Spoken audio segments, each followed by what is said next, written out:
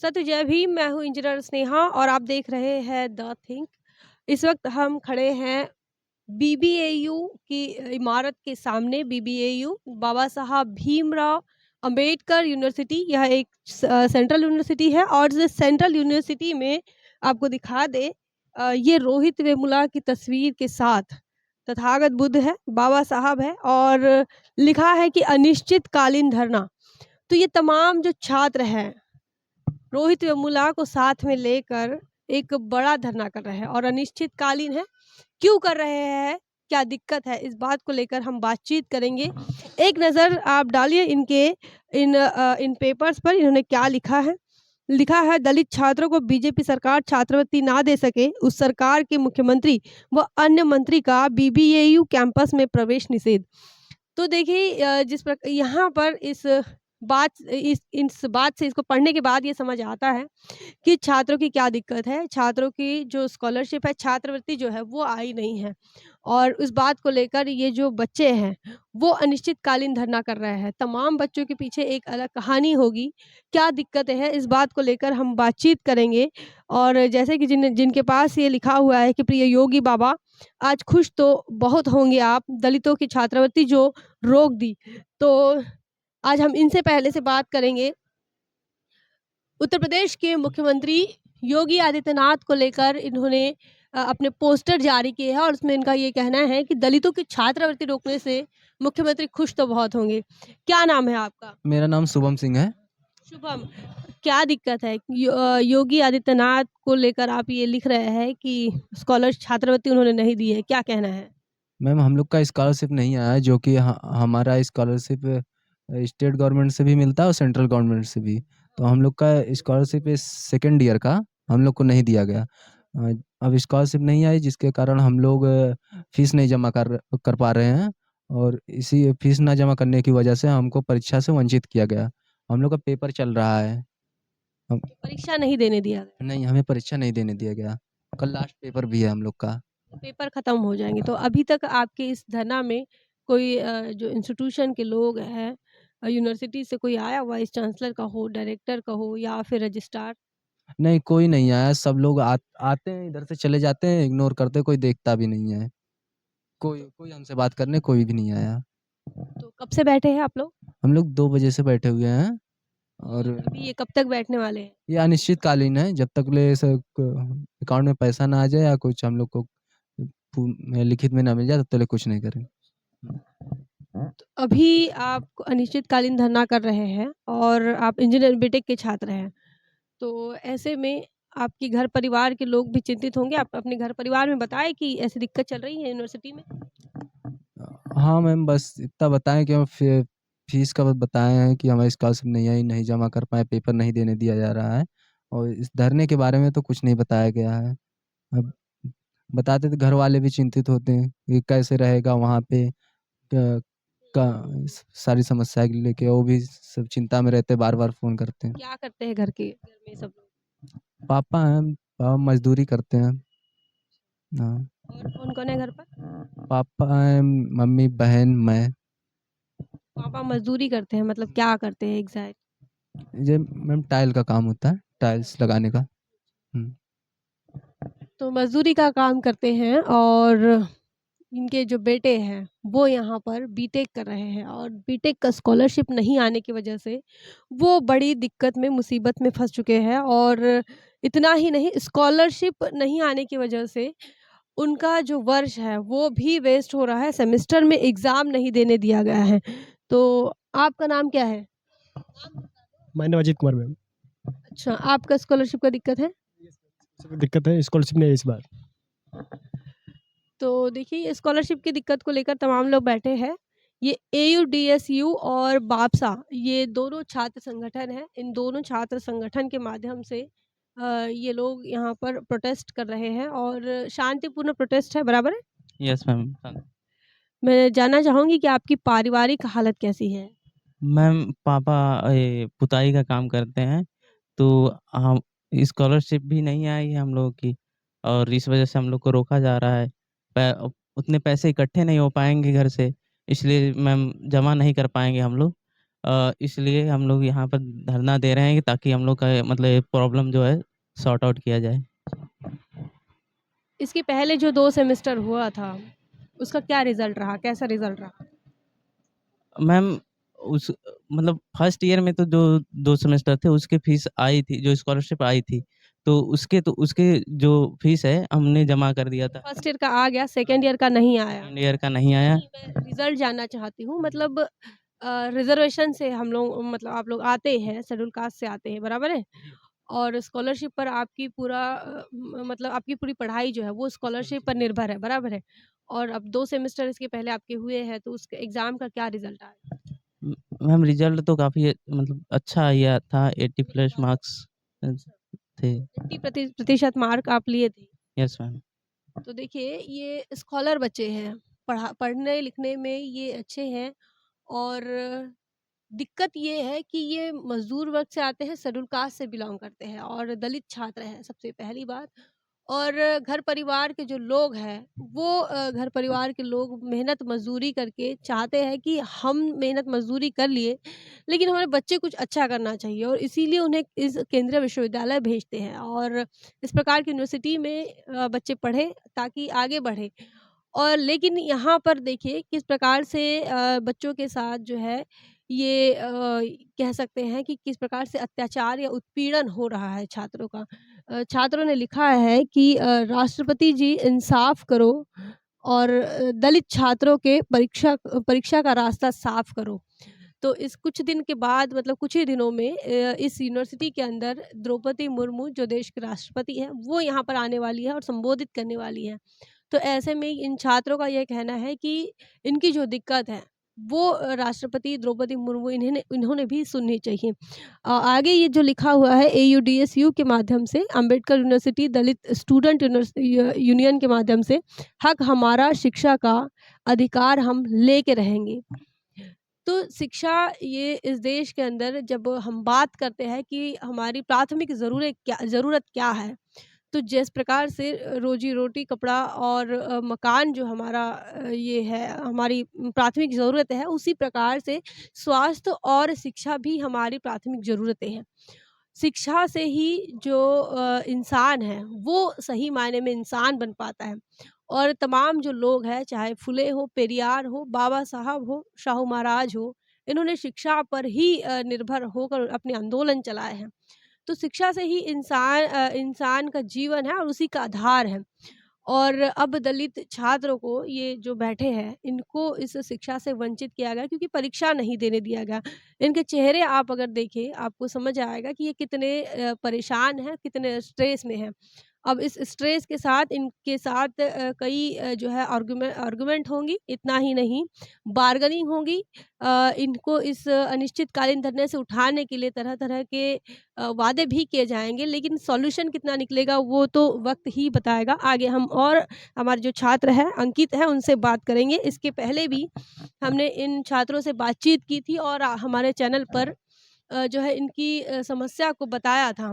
बार-बार इनकी समस्या को हम दिखाएँगे क्योंकि ये पीड़ित है और ख़ासकर इस देश का जो मार्जिनाइज़्ड पीपल जिसे कहते हैं, चाहे वो दलित हो, आदिवासी हो या फिर पिछड़ा हो, ये अलग-अलग समस्या से जूझता रहा और ख़ासकर जो दलित आदिवासी हैं, वो शिक्षा के समस्या से जूझ रहा है और आज भी 21वीं सदी में हम जी रहे हैं, 21वीं सदी में बात कर रहे हैं और बच्चों को स्कॉलरशिप नहीं आने की वजह से इन्हें सेमेस्टर का एग्ज़ाम नहीं देने दिया जा रहा है।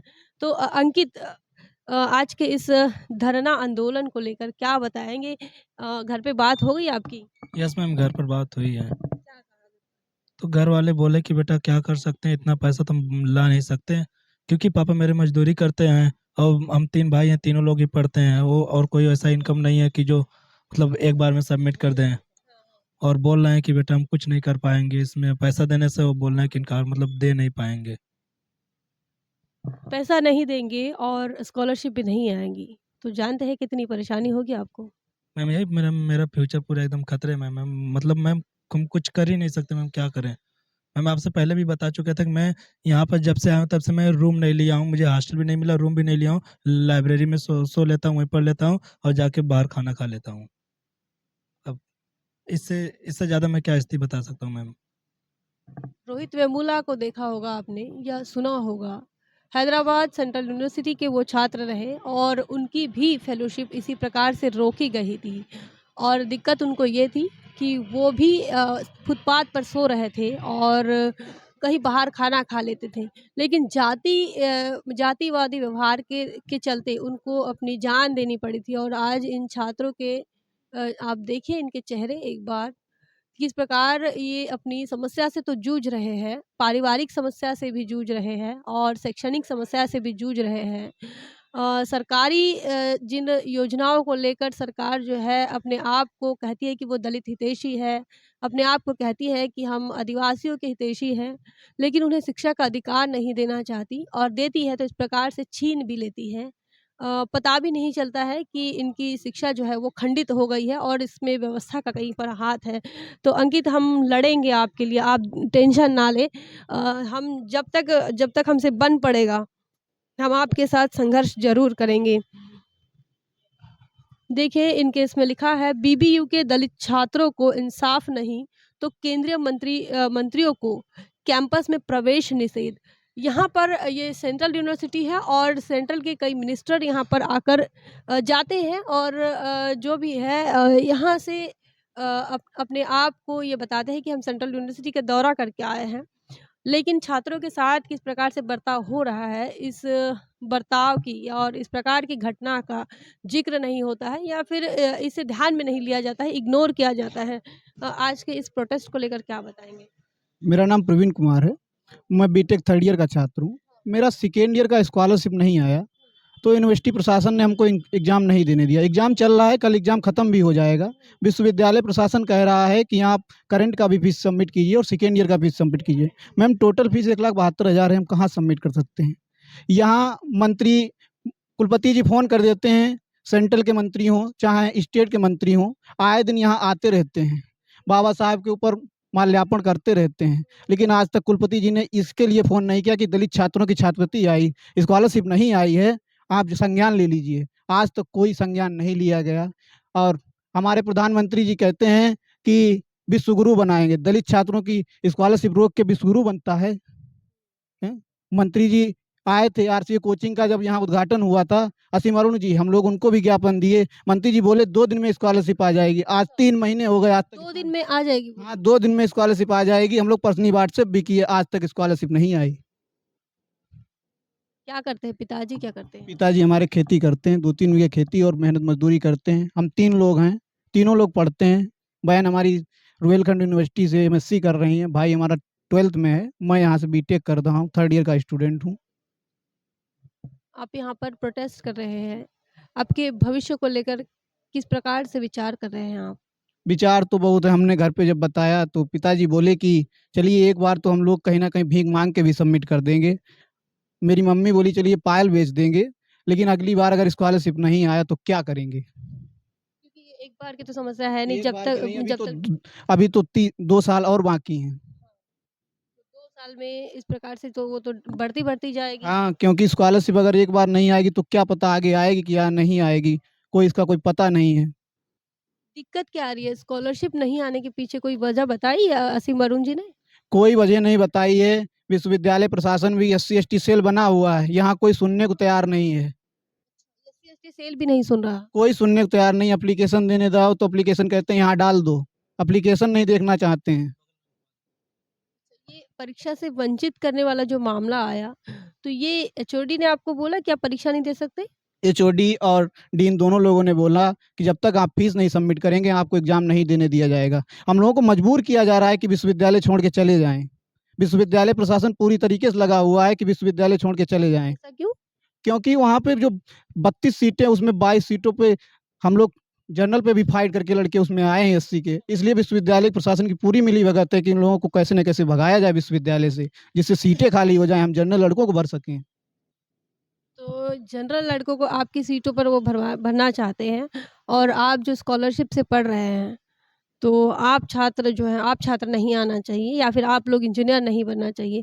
मतलब आपको ये नहीं लगता ये पार्टिसिपेशन की लड़ाई है और इस लड़ाई को आप लड़ रहे हैं, लेकिन इससे दिक्कतें भी बढ़ सकती हैं आपके भविष्य के लिए? अब दिक्कतें तो मैम बढ़ ही रही हैं, हमको धमकाया भी जा रहा है, विश्वविद्यालय से फ़ोन भी जा रहे हैं कि जो नेता नगरी कर रहे हो, कल को तुम्हें एग्ज़ाम में भुगतना भी पड़ सकता है। मतलब इंटरनल वगैरह तो सब तो हुँ। टीचर लोग यस, यस मैम। देखिए, ये छात्रों की बातें अगर आप सुनते हैं तो आपको समझ आएगा कि ये कितना महत्वपूर्ण लड़ाई ये लड़ रहे हैं। इस देश के अंदर दलितों को, आदिवासियों को जो भी मिला है वो संघर्ष करके मिला है और हम आशा उम्मीद लगाए बैठे हैं कि इनको भी इस संघर्ष से कुछ मिले, क्योंकि इस देश की व्यवस्था चाहती नहीं है कि एससी-एसटी के बच्चे पढ़ें। एजुकेशन के लिए जो बजट है, इस बीजेपी सरकार का सबसे कम बजट अगर किसी चीज़ के लिए है तो वो एजुकेशन के लिए बजट है। और उसमें भी एससी-एसटी के लिए जो बजट है, उस बजट को भी अगर आप खोजते हैं तो आपको ये समझ आएगा कि एससी-एसटी के लिए वो क्या सोचते हैं, कितना सोचते हैं। बीटेक जो है ये हायर एजुकेशन में और प्रोफ़ेशनल एजुकेशन में आता है। तो इसका फ़ीस जो है वो 1 से 2 लाख के बीच होता है और जो एससी-एसटी के बच्चे हैं, उनके माता-पिता, उनकी आमदनी ही नहीं होती है कि वो 1 लाख साल में कमा पाएँ। उनकी आमदनी जो है वो जो काम करते हैं, दिहाड़ी करके पैसा कमाते हैं, दिहाड़ी मज़दूरी करके अपना घर चलाते हैं और उन्हें लगता है कि बाबा साहब के संविधान की वजह से बच्चा पढ़ सकता है। महात्मा फुले, ज्योतिबा फुले की वजह से बच्चा स्कूल जा सकता है, कॉलेज जा सकता है, डॉक्टर, इंजीनियर बन सकता है। इस वक़्त हमारे साथ जो है छात्र नेता है, बापसा के छात्र नेता है जो बिरसा अम्बेडकर, है ना? और फुले स्टूडेंट एसोसिएशन के छात्र नेता हैं सौरभ वर्मा, है ना? गौरव वर्मा। तो क्या कैसे देखते हैं आप इस आंदोलन को? मैम मेरा नाम गौरव वर्मा है। लॉ डिपार्टमेंट से 4th ईयर का मैं छात्र हूँ और यहाँ पे हमको 4 साल लगभग होने वाला है और यहाँ पे मैं देखता आ रहा हूँ कि अगर इस विश्वविद्यालय में छात्रों को स्कॉलरशिप की तो अभी बात आप थोड़ा साइड में रख दीजिए। अगर छात्रों को यहाँ पे अच्छा एनवायरनमेंट, अच्छा अगर पानी भी पीने के लिए अगर उनको ज़रूरत है, तो उसके लिए भी छात्रों को यहाँ पे आंदोलन करना पड़ता है। बिना आंदोलन के आज तक इस विश्वविद्यालय में कभी भी किसी छात्र को कोई चीज़ प्राप्त ही नहीं हुई है। क्योंकि विश्वविद्यालय प्रशासन ये जानते हुए कि यहाँ पे इस विश्वविद्यालय में एससी-एसटी का 50% रिज़र्वेशन है। चूँकि लगभग 2016 में अभी यहाँ पे कुछ मनुवादी प्रोफ़ेसरों ने हमारा जो रिज़र्वेशन है 50% मिलता है, तो उसको ख़त्म करने के लिए पार्लियामेंट जाकर के यहाँ पे उन लोगों ने मतलब केस किया और इसके खिलाफ चले गए, लेकिन उसके बावजूद भी ये लोग कुछ कर नहीं पाए और हमारा 50% रिज़र्वेशन अभी भी बचा हुआ है और जो हमको लगता है कि वो कभी खत्म नहीं हो सकता, क्योंकि ये जो रिज़र्वेशन है वो एक स्पेशल एक्ट के तहत यहाँ पे बनाया गया था, जो कभी खत्म नहीं होगा। दूसरी चीज़, जो जिन छात्रों की स्कॉलरशिप नहीं आ रही है, तो उसका जो हमें लगता है कहीं न कहीं ये जो हमारा विश्वविद्यालय प्रशासन है, जो नहीं चाहता है कि यहाँ पे एससी-एसटी के जो छात्र पढ़ते हैं उनका स्कॉलरशिप यहाँ पे आए। क्योंकि अगर इनका स्कॉलरशिप आता रहेगा तो और बच्चों को सारी जानकारी होती रहेगी, उनको पढ़ने के लिए हायर एजुकेशन तक वो पहुँच सकते हैं। जब छात्रवृत्ति ही उनकी रुक जाएगी, क्योंकि दलित समाज से जो बच्चे यहाँ पे पढ़ने के लिए आते हैं, क्यों उनके पास इतने अच्छे-अच्छे संसाधन नहीं उपलब्ध हैं, क्योंकि गरीब घरों से आते हैं, गाँव से बिलॉन्ग करते हैं, क्योंकि अभी तक तो हम लोगों को पढ़ने का अधिकार ही नहीं दिया गया था। अब जब हम लोग अगर पढ़ने के लिए आ रहे हैं, छात्रवृत्ति को अगर हमको मिल रही है, तो उससे भी हमें जो ये सरकारें इस समय जैसे भाजपा की सरकार है, तो वो हमें इन छात्रवृत्ति से भी मतलब वंचित कर रही है और ये लोग कभी चाहते ही नहीं कि यहाँ पे 50% जो रिज़र्वेशन रहे और दलित स्टूडेंट यहाँ पे पढ़ सकें। और अगर विश्वविद्यालय में हम लोगों के लिए स्कॉलरशिप के लिए एससी-एसटी सेल बनाया गया है। अगर छात्र अपनी अगर वहाँ पे प्रॉब्लम लेके जाता है, तो वो लोग भी सीधे कहते हैं हमको यहाँ से कोई मतलब नहीं है, मैंने यहाँ से भेज दिया है और अब आप लोग समाज कल्याण विभाग जाइए। हम लोग अगर समाज कल्याण विभाग जाते हैं, तो वहाँ पर भी दर-दर, इधर-उधर भटकना पड़ता है। एक तो यहाँ से कम 30-40 किलोमीटर दूर है, उसके लिए हम लोगों के पास इतना पैसा तो है नहीं कि हर महीने हम 4 बार उनके पास जा सकें, इतना हमारा किराया वहाँ पे लगेगा। गरीब घरों से बच्चे बिलॉन्ग करते हैं। समाज कल्याण मंत्री से भी आप मिले थे, जी, उनका क्या कहना था? मैं समाज कल्याण मंत्री से मिला था, तो उन्होंने बताया था कि कुछ जो बच्चों का स्कॉलरशिप है, वो 15 अगस्त तक दिया जाएगा, जिसमें से कुछ हद तक उनकी बात सही भी निकली और 15 दिसंबर तक काफ़ी लोगों का स्कॉलरशिप आया। लेकिन बीटेक डिपार्टमेंट एक ऐसा डिपार्टमेंट है, जहाँ पे छात्रों का अभी भी स्कॉलरशिप नहीं आया हुआ है और इसके लिए अब ये छात्र यहाँ पे आंदोलन के लिए बैठे हैं और मैं इन छात्रों से यही कहना चाहूँगा कि जब तक इन लोगों को एग्ज़ाम नहीं देने दिया जाएगा विश्वविद्यालय में, तब तक मैं इनके साथ रात-दिन बैठा रहूँगा और मैं यहाँ से हट के नहीं जाऊँगा और जो हमारे विश्वविद्यालय में जो यहाँ का जो स्पेशल मतलब एक्ट बनाया गया है, उस एक्ट में भी लिखा हुआ है कि अगर आपका स्कॉलरशिप नहीं आता, अगर आप ट्यूशन फीस नहीं जमा करते हैं, तभी आपको डिग्री और मार्कशीट नहीं दिया जाएगा, बाकी आपको एग्जाम देने से वंचित नहीं किया जाएगा। लेकिन ये यहाँ पे क्योंकि आरएसएस के सभी लोग बैठे हो, चाहे हमारे रजिस्ट्रार हो, प्रोक्टर हो, वाइस चांसलर हो, क्योंकि वो तो मनुवादी विचारधारा के, वो तो कभी चाहते ही नहीं कि यहाँ पे एससी और एसटी के बच्चे पढ़ सकें। तो वो लोग नहीं चाहते हैं कि इन लोगों को एग्जाम देने दिया जाए। जब इन्हें एग्जाम नहीं देने दिया जाएगा तो उनका बैक आएगा, बैक आने पे फिर ये लोग बच्चों को थोड़ा सा प्रॉब्लम होगी, डिप्रेशन में बच्चे जाएंगे कि अगले सेमेस्टर में जब मैं पढ़ूंगा मुझे बैक पेपर देना होगा, और उस बैक पेपर में ये लोग पास करेंगे भी या नहीं पास करेंगे, इस चीज़ का भी इन छात्रों को कोई भी पता नहीं है। मानसिकता भी नहीं रहेगी परीक्षा देने की। वो लोग चाहते ही नहीं है कि ये लोग यहाँ पे एग्जाम दे पाए। अगर एग्जाम दिलाना होता तो कैसे ना कैसे आज 12 तारीख से 12 दिसंबर से यहाँ पे एग्जाम शुरू किया गया है। कम से कम अगर 12 तारीख तक ये लोग परेशान कर सकते थे, उसके बाद कम से कम एग्जाम में तो बिठा सकते थे। रिजल्ट नहीं डिक्लेयर करना चाहिए था उन लोगों को कम से कम। और बच्चे यहाँ पे कुछ बच्चे तो ऐसे हैं जो इतनी गरीब घरों से आते हैं, वो बच्चे बेचारे फीस वो खुद बता देते हैं कि भैया मैं यहाँ फीस जमा ही नहीं कर पाऊंगा। अगर जमा कर पाऊंगा जब तक मुझे डिग्री हो जाए, उसके बाद मैं जब अपने हाथों खुद पैसा कमाऊंगा, उसके बाद मैं जब पैसा जमा करूंगा तब यहाँ से डिग्री लेकर जाऊंगा। लेकिन मुझे पढ़ने तो दिया जाए। जब विश्वविद्यालय उन्हें पढ़ने ही नहीं देगा तो बच्चे कहाँ से फीस लेकर आएँगे? जब उनको पढ़ने देंगे तो हो सकता है कहीं न कहीं से यहाँ से जाएँगे, कहीं को जॉब करेंगे, कुछ पैसा कमा के लाएँगे, यहाँ जमा करेंगे, उसके बाद में डिग्री लेके जाएँगे। तो विश्वविद्यालय प्रशासन ही नहीं चाहता है कि यहाँ के बच्चे दलित स्टूडेंट यहाँ पढ़ पाएँ। तो आंदोलन जारी रहेगा। ये जी मैम, ये लगातार आंदोलन जब तक इन छात्रों को यहाँ पे एग्ज़ाम नहीं देने दिया जाएगा और स्कॉलरशिप नहीं इन लोगों की आ जाती है, तब तक मैं इन लोगों के साथ में लगातार आंदोलन में बैठा रहूँगा और इन लोगों का हौसला बुलंद करता रहूँगा। जय भीम। तो देखिए यहाँ पर ये जो बच्चे प्रोटेस्ट कर रहे हैं, इन प्रोटेस्ट के साथ छात्र नेता है और स्टूडेंट विंग है, स्टूडेंट यूनियन है, बापसा है, एयूडीएसयू है और दोनों संगठन साथ मिलकर इन छात्रों की लड़ाई लड़ रहे हैं। लेकिन ये लड़ाई लंबी है और इस अनिश्चितकालीन धरना में बच्चे बैठे हुए हैं और भी इनके क्या गतिविधियां होती है, तमाम गतिविधियों से हम आपको अवगत कराते रहेंगे। आज के लिए इतना ही। इनकी समस्या को लेकर आपका क्या विचार है? क्या कोई सॉल्यूशन आपके पास है? और द थिंग के माध्यम से आपको अवगत कराते रहेंगे, इनका संघर्ष आपको दिखाते रहेंगे। आप क्या सोचते हैं? कमेंट सेक्शन में ज़रूर बताएं। बने रहे द थिंग पर। जय भीम, जय भारत। बहुजन विचारधारा को घर घर तक पहुंचाने के लिए हमारे YouTube चैनल को सब्सक्राइब करें, लाइक करें, कमेंट करें, शेयर करें और बेल आइकन की घंटी दबाना ना भूलें।